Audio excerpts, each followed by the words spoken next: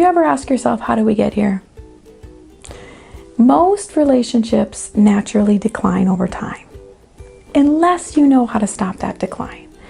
Women are most satisfied in their relationship at the point of getting engaged. And men, the research would say, are most satisfied in their relationships at the point of getting married. And then there is a natural decline. Now, there is an increase in satisfaction in 20 years. But I hope you don't have to wait that long for your relationship to get better, because it might not last that long. It's important to understand, why is your relationship deteriorating? Most couples get into what we call a negative infinity loop. You'll remember from math that that's a figure 8, where there's no beginning and there's no ending, and it just goes on and on and on.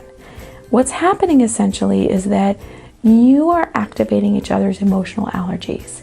And back and forth, you are creating the worst version of your partner that you possibly could.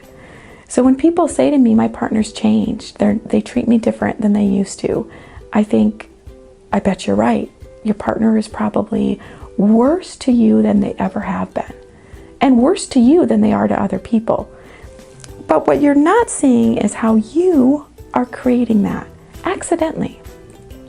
Most people recognize how their partner mistreats them, and they see half of the negative infinity loop. They see what their partner's doing and how they're affected, but they don't recognize what they're doing that's making their partner be so difficult.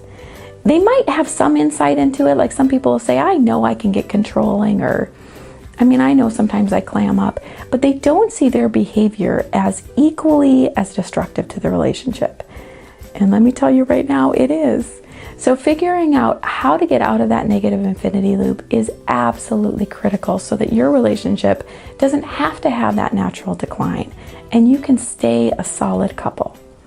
My next couple videos are going to be examples of negative infinity loops and the steps of getting out. But I just want to cover briefly before we end today what the telltale signs of being in a negative infinity loop are. Number 1, you have the same kinds of fights over and over. Number 2, your relationship has gotten worse over time. If you recognize those things, you have gotten into a negative infinity loop. Let's help to get you out. This has been 2-Minute Tools with Theresa Benoit. Learn to love better and be better loved. Call us today.